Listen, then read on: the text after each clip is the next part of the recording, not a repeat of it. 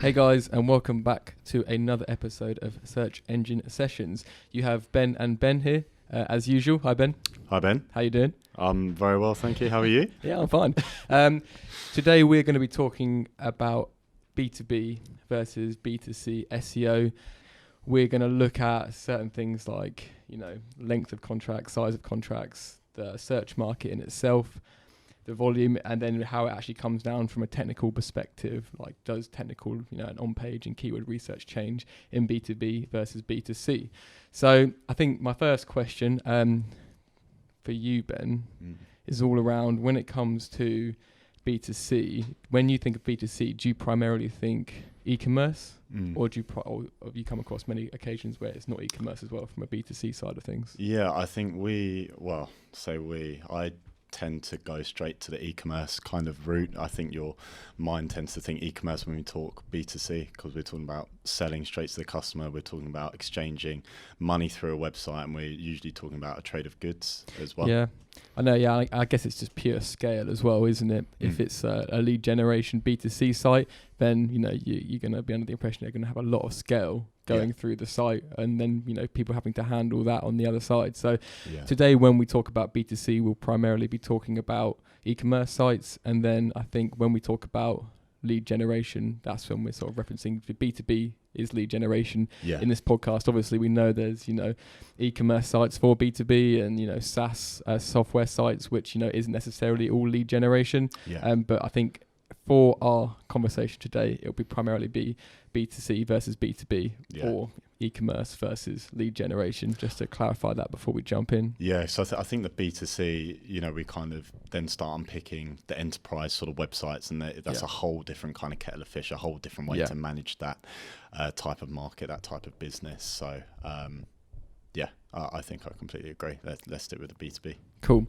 So first off, differences. So for those of you out there who are in the B2B industry, I know from the sort of outside looking in, B2B SEO and search engine marketing in general isn't as sexy as B2C. Everyone sees massive fashion brands, and they're like, I'd love to work for them.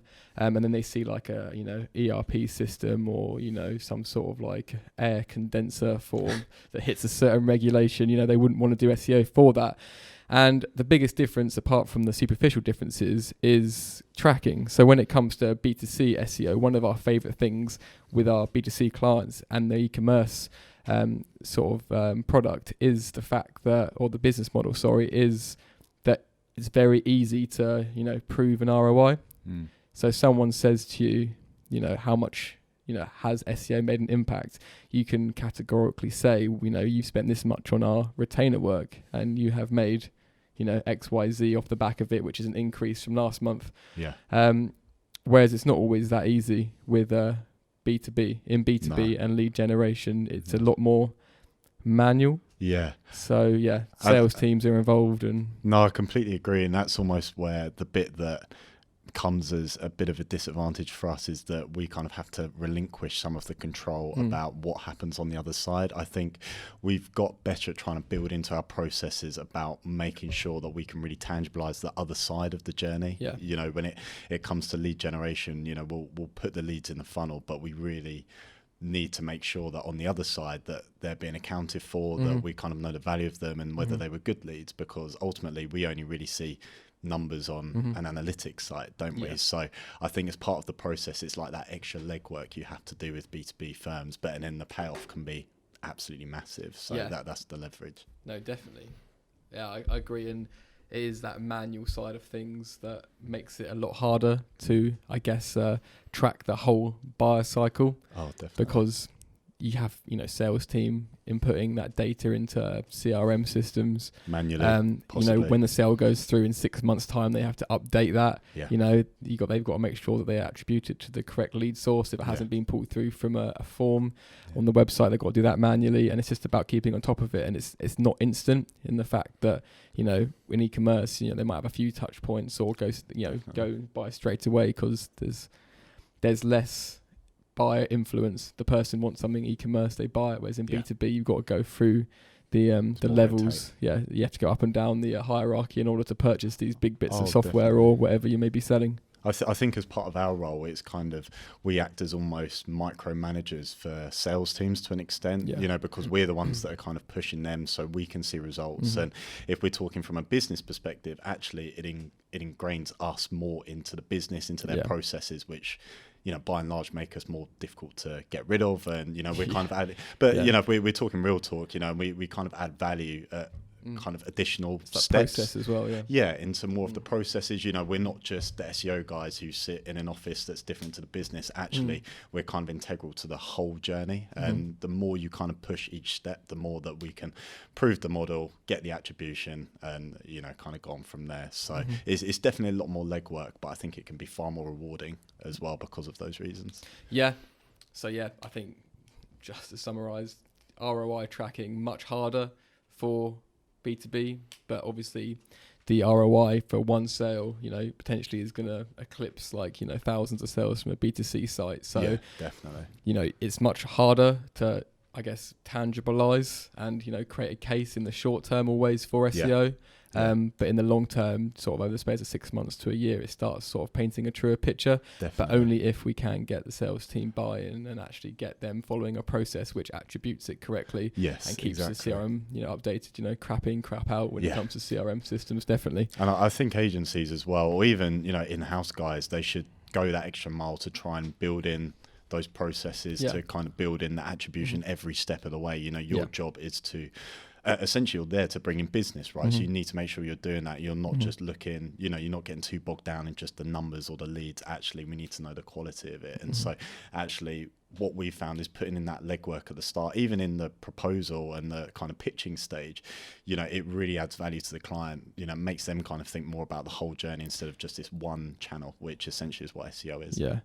Yeah. I mean, we don't try and get too involved with the technical workings of CRM because that's definitely a can of worms that we don't want to open. We know our strengths, don't we? Ultimately, all we need is a form which integrates with the CRM, and we can then sort of lead the process from there, and it allows us to track everything from sort of, the touch point with the website all the way through to when they close it or it's a warm lead, and how we define the leads that come through. Because I guess in B2C there isn't really things as, sales qualified leads and marketing qualified leads. It's either a purchase or not not a purchase, or they are on the way to being purchased because they have a relationship with the brand. Whereas B2B, it's like, we've got this guy, he's kind of interested in the industry. He may not be interested to buy until 6 months time. How can we nurture him? But also how can we get that high intent traffic as well? So I think that segues nicely onto our second sort of point, which is all around search volume. One of the reasons that SEOs love B2C markets from, again, the tangibility side is if you're looking for things like, running shoes or, any sort of classic mass market item, there's going to be loads of search volume for it. And you get really excited when you see that high search volume and think, if we rank for this, we're going to blow the roof off this site. It's going to, be amazing from a case study for, for clients' perspective, and you can really blow it up if we get there. In B2B, you look at things like ERP systems like we mentioned, or, forklifters or whatever it may be from a, construction side or whatever. The search volume, you're talking hundreds. If you're lucky, you might be hitting 1,000 searches a month. Yeah, no, definitely. And I think, I'm sure we'll come on to the opportunity of that, but I always kind of imagine it a little bit like the Wild West. Like, it's almost quiet. You have to be a lot more intricate. You have to pick your battles a bit more. And but naturally, there's less data around the search. We know less about what the person's kind of issues are, what they're trying to solve.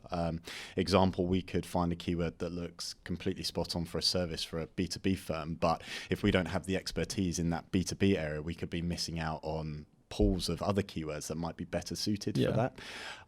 So it's definitely a challenge at times with less data than maybe in e-commerce, in which we can really get a feel for the sort of problems or the solutions that users are trying to find. Yeah, and it's quickly, you can easily see which of the, especially in PPC, you can see which of the keywords in e-commerce are generating the highest ROI, almost instantly, within a couple of weeks, if it's high volume and you've got a good budget to play with. But in B2B, all you need is one person to type in a long tail variation of the keyword you're going after, and that could be 10 to 100 grand's worth of business that comes through. So like we mentioned, the impression share and not impression share, the sort of keyword volume is a lot lower, but you don't need as many by a long shot. So obviously the rewards are a lot higher. Yeah. And with that, the competition in B2C, anyone has, who has access to Shopify, which is not much money at all, becomes your competitor. Barrier to entry is very low.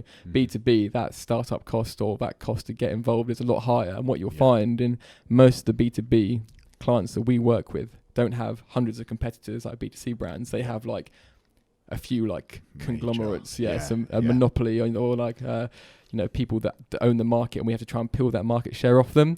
So rather than having hundreds of like good competitors and some massive ones, B2B, you're just looking at a handful of guys that, if you can peel market share off them, then you'll be seeing a huge benefit.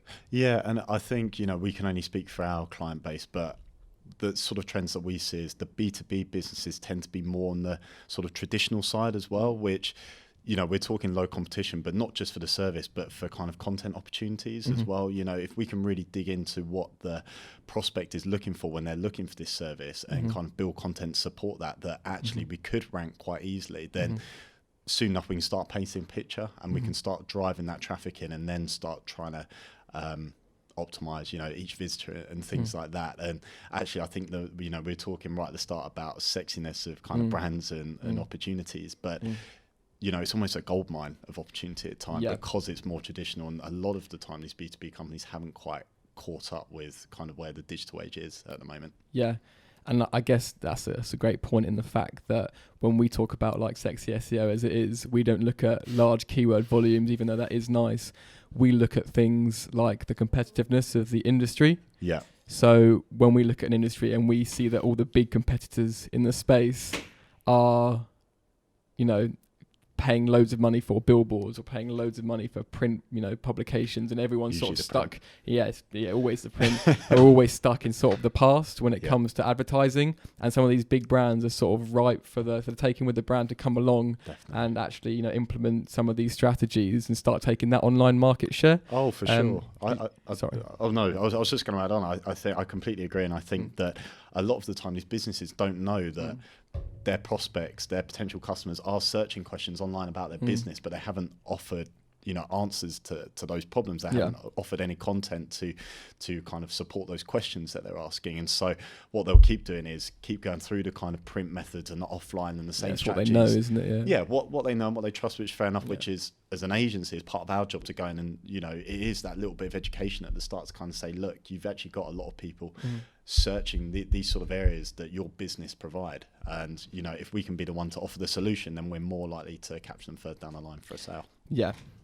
Yeah, so I think, a dream for us is, an industry that has a good amount of search volume, but also is shrouded by a few main competitors. But again, it just isn't saturated. Yeah. And that's what we find, and that's exciting for us, is we see an opportunity for a company, which it could tell the most boring thing in the world for all I care. If the opportunity is there and we could, have potential to ranking for it, then that is, enough to run with and enough to get excited about, definitely from an SEO and ROI perspective. Yeah, I completely agree. And even things like Google Trends, people are coming, if you have these traditional B2B businesses that are maybe getting more junior digital people to try, they kind of hear the buzzwords around social media or online marketing. So they get in a younger person, which kind of fits that digital narrative. They're going to be searching stuff around the business because they haven't been working in the industry for 20 years. So if you notice things on like Google Trends and steady increase for searches around that, you can target that junior, get your foot in the door with them, and then pitch the SEO concepts to their bosses and things like that. We kind of had some contacts with engineering firms in which that was the case, where they were trying to bring their brand to more of a digital age. So they hire a younger junior that knows the business but doesn't know that well, and they search things, they search problems their own business, and this is the sort of people that you can target as well. Yeah, no, definitely. And I think when it comes to B2B versus B2C, one of the biggest things is intent as well, because like you mentioned, we're not going to get the search volume with people that are looking to buy right now.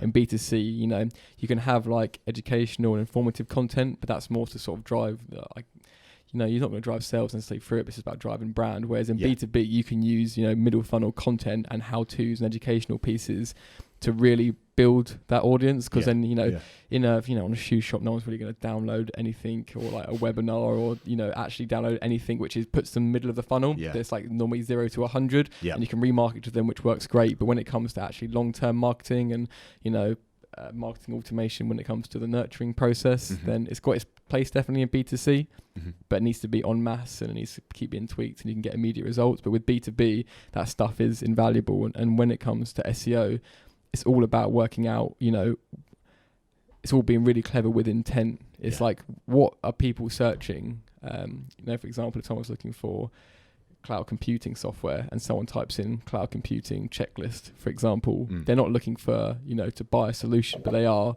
3 quarters of the way down the funnel because they are looking for that information, which would then lead on to them buying something further down the line. So if you can get yourself into the mindset, and there's great ways to mine for this data. So if you're looking for data and people are like, we don't know what to write about, we work in a boring industry, there's a few key ways in which you can actually go after and find the things that your audience is interested in. The main one is, I don't know if you record inbound calls, but from the support desk, there'll be questions asked time and time again. 100%. People asking for comparisons, people asking for, how to set something up with your product. These make great content ideas. So speak with your support team about that. Instant chat, similar questions time and time again. And I just think, anything that you see that's actually like a real world example, people call up with a question, it's a blog post, and there's going to be people searching for it because someone's called up and asked you. So and sometimes great content it's topic. Even, it's even simple and just kind of identifying the service that you sell, or whatever your business provides. What's kind of like, what's the solution it offers? So, if it was like a cleaning company and obviously they clean offices and desks and things like that, then are people searching how to get to that solution? Are they physically putting in how to, and then that solution, and then that's a question that they're asking. So again, they're maybe not in the mindset or ready to even buy it. They don't even know a service like yours exists, but they have the problem that you can service. And then that's when, again, you can start building up a bit of a picture about your target audience and their kind of activity online. Yeah, because it's almost like an education piece in the fact that people know they have a problem, so they'll be searching for their problem, but they don't know what the answer is necessarily. Yeah. So they'd be like, I can't think off the top of my head, but they're like looking for, cheap office space. They might not know shared office space is a solution, for example. Exactly. So then they'll get a blog post, be like, this is how you find the cheapest office space. Also, you can do this, which is shared office space. Yeah. And then that's how they come across the actual solution they're looking for, by problem-focused searches. So when it comes to B2B, problem-focused searches is definitely one of the things that can be very, very profitable. Not to say it can't be in B2C, but in B2B, it's such a big focus, and it's such a great way to sort of focus your content strategy around. Well, I guess in a B2C, kind of in some aspects, they try and do it with like, fashion guides and what's going to be hot this summer and stuff. Like, people don't know. People don't know what they want yet, but they read a fashion guide and think, I need to get that pair of shoes. A very kind of simple way to put it. But in the B2B, the value of it is so much higher because there aren't going to be thousands of these guides going around. So if you can get in front of them at the time they're searching for that problem, then you're going to stand a very good chance to convert them at some point. Yeah, definitely. So those are the differences. As much as, like we mentioned, there are differences, which is mainly ability to track ROI, like in an automated fashion, the buying cycle being much longer and the value being much higher but less often.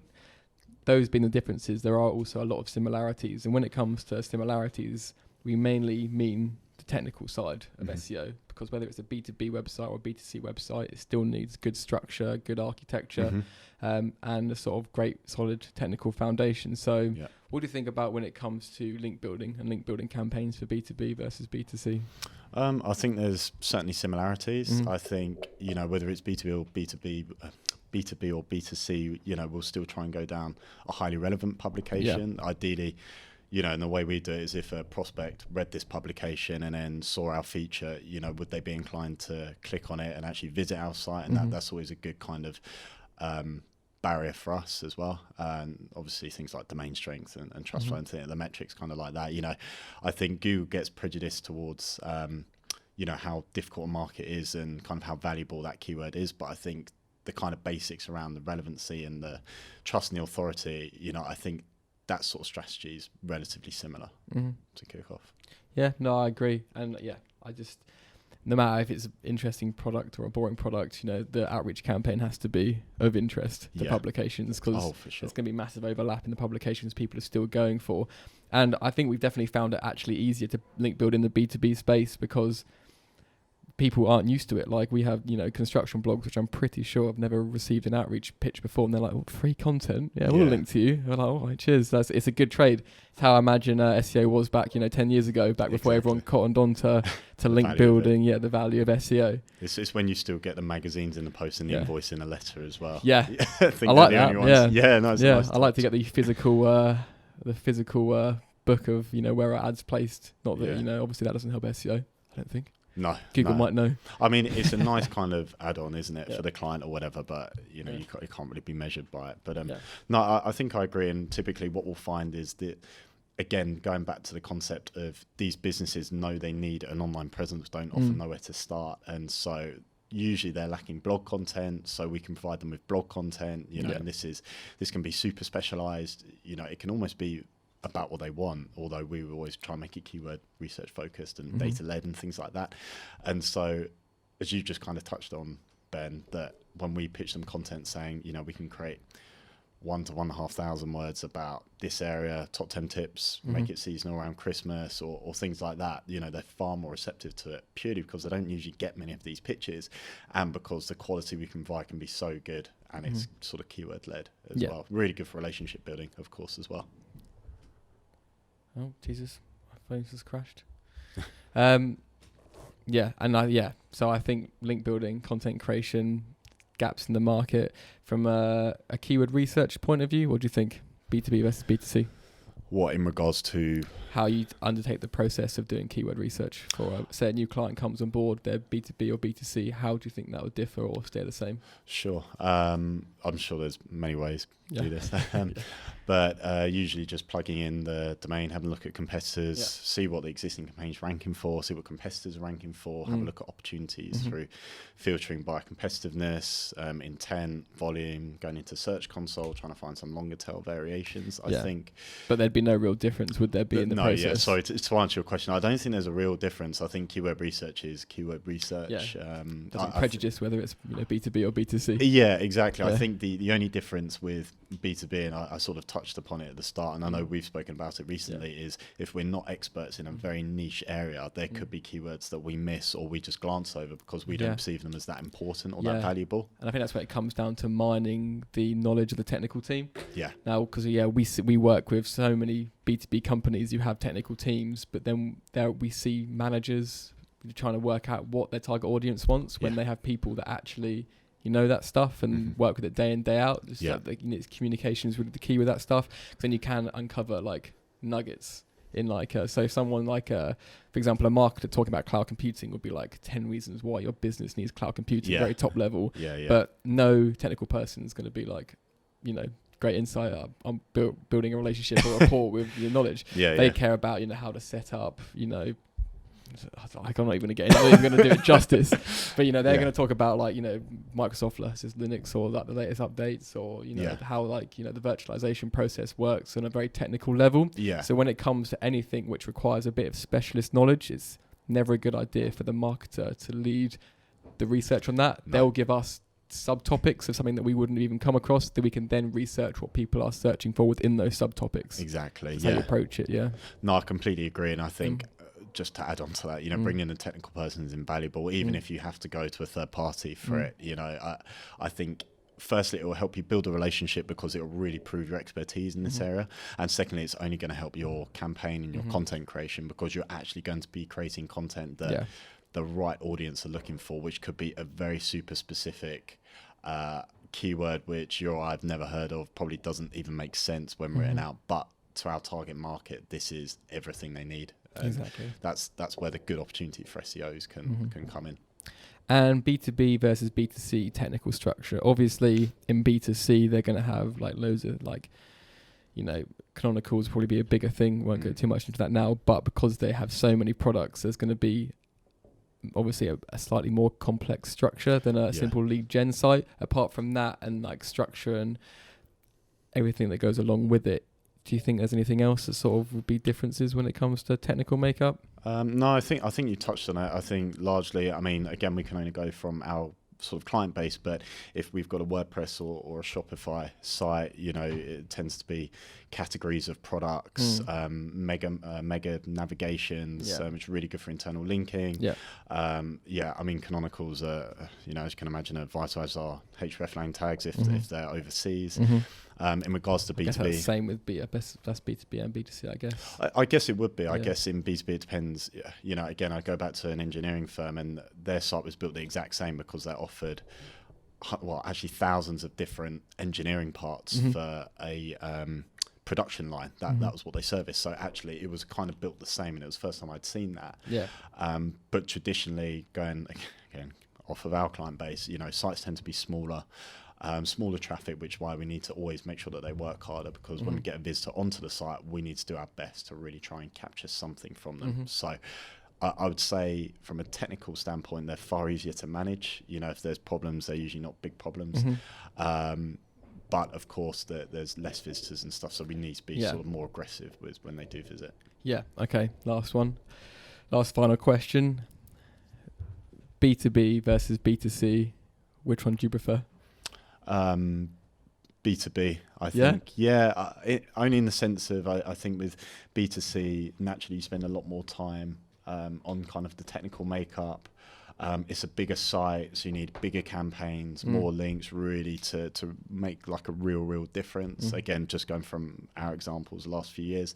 B2B, I like kind of more intricate strategic approaches. I like pitching out content to publishers that never get pitched before. Because even their responses are like, they're very welcoming, and you know, they always want to do more. They're nice to us. Yeah, exactly. And it's you know, even from a human standpoint, it's nicer to read and engage in those sort of conversations as well.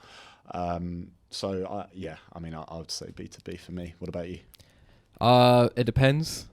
I'll sit on the fence here. I think if a B2B market has good potential, and by potential I mean search volume around, you know, medium intent or high intent terms, and is an untapped market, I love finding an untapped B2B market in the fact that, you know, we're like, the whole industry is still doing the one-upmanship, and, you know, if someone buys a billboard, we'll get a bigger one, or if they're on the front page, we'll be on the back page, or something like that. And we want to come in and we say, you know what, forget about the offline and the sort of the stuff which is costing you through the teeth, because less people are doing it, so it's becoming more expensive anyway. And bringing them online and repurposing that spend to something that we can track, and then showing them how, you know, we track goals online and off the back of our activity. What is the benefit? And, you know, I think people are still amazed that marketing's not just a finger in the sky sort of assumption of what's working. You can actually track it from sort of, you know, relatively start to the end. But then again, I do love I think B2C, if we're not starting from scratch and a site has got good authority and they're in a market in which they are, I love working with B2C companies which are industry leaders in the fact that they serve so many customers but haven't got industry leading status online. So then we can help them get to the point in which they should be, and then obviously that is just an accelerator of sale for them online. So it depends. They're both a nightmare and they're both amazing depending on what state you enter, and, you know, the industry and the client and everything else like that. Awesome. Cool. Nice one. Well, that's everything for today, unless you've got anything else. Cool. Nice one. Well, cheers for listening, guys, and I will hopefully speak to you soon. Thank you. Bye bye.